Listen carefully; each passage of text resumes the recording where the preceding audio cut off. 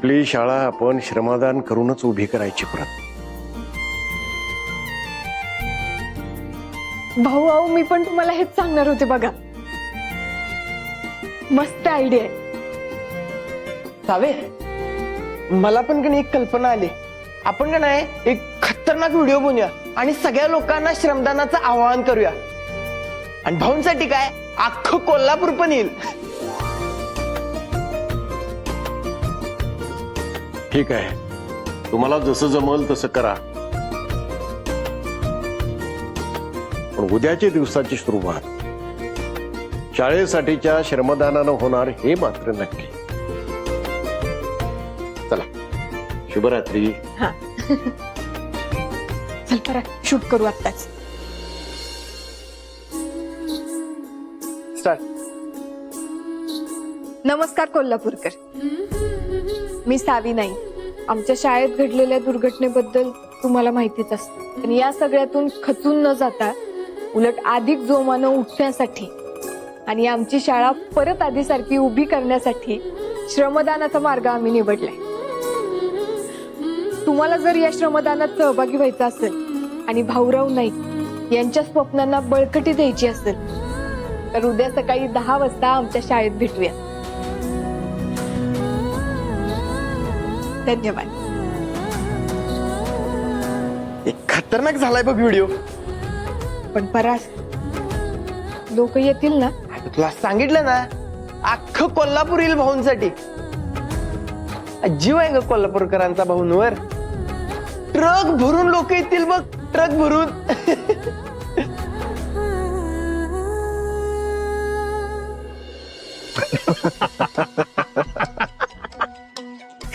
Cheers. दादा, एकदम best काम झालेलं आहे.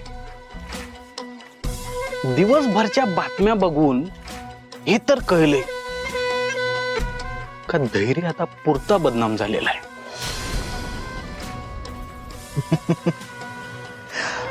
धैर्य जेव्हा कॉलेजमध्ये शाळांमध्ये जाईल ना, तेव्हा लोक स्वतःहून त्याच्याकडे नजरा फिरवून बघतील. गुन्हेगार गुन्हेगार म्हणून त्याला सगळेजण बघतील. हेच तर पाहिजे होतं ना आपल्याला. एकदम बरोबर बोललास.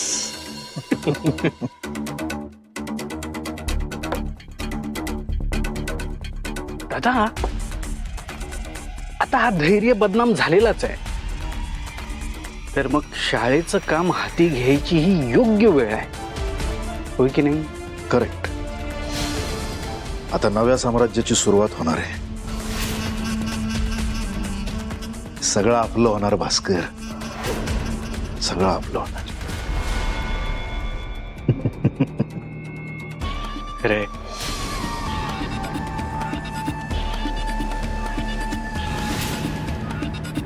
आपलं साम्राज्य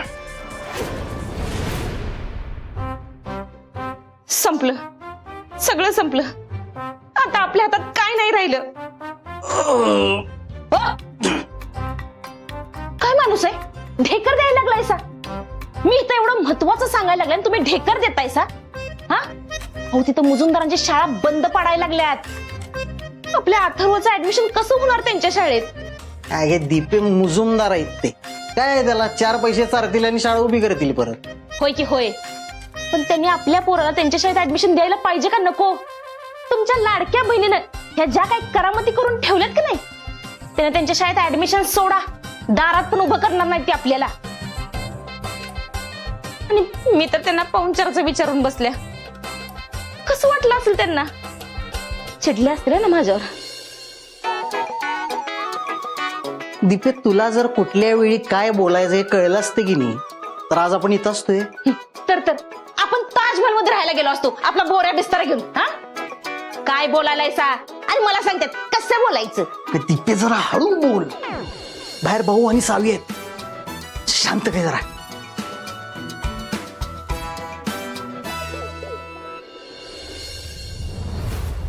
बाळानो, कसा आहे, केवळ वानर सेना होती म्हणून समुद्रावरती मोठा सेतू बांधता आला.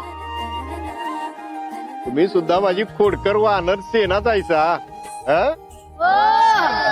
कसं आहे, आज आपल्यावरचं संकट आपल्याला दूर करायचं आहे. त्यासाठी एकीनं श्रमदान करून आपण सगळे या संकटातून बाहेर पडण्यासाठी इथे एकत्र जमलेलो आहोत. तेव्हा श्रमदान करायला सगळे तयार व्हायचं नव? अरे काय टेन्शन घेऊ नका. कालच गुरुजींनी श्रमदानाबद्दल सांगितलं होतं. आम्ही सगळे ताकदीनिशी तयार आहोत. आहो ना रे सगळे तयार? आता जर समुद्रात जरी नवीन शाळा बांधायची असेल तर ही वानर सेना तशीच ताकदीनं तयार होईल बघा. भले शाब्बास. तर कसं आहे, हा झाला जोश. आता जरा होशच्या गोष्टी करतो. कसं आहे, सगळ्यांनी जरा नीट ध्यान देऊन काम करा. पायाखाली बघा, काय दुखापत होऊन घेऊ नका. कळलं काय? आणि तुम्ही छोटे कंपनी या सगळ्यांना व्यवस्थित मदत करा. कळलं काय? आता ह्या ज्या इटा वाळू इटा आहेत की नाही, त्या आपल्याला सगळ्या आतमध्ये घेऊन जायच्या आहेत. तयार आहे का सगळे? ओके. मी आणि माझे मित्र विटा भरून द्यायला मदत करतो. आणि आम्ही वाळू आणतो. आणि आम्ही ओके मध्ये त्यांना आत नेतो. हो, वा वा वा. अरे पराग, तू नारळ आणला की नाही? हा आणलाय भाऊ, आणतो. ए पोरांनो, जरा इकडे इकडे. सावी, तू जरा अशी मध्ये थांब. किती गुणाचं आहे रे पोरग.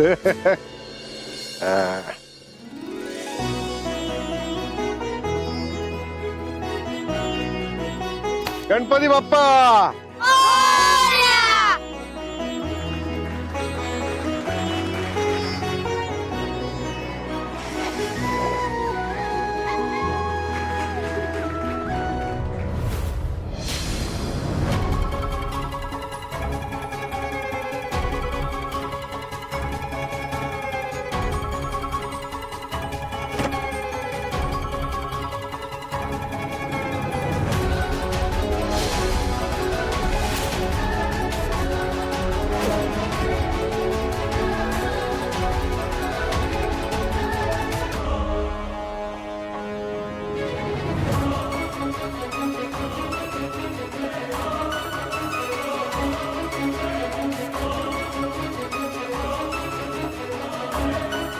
अम्मा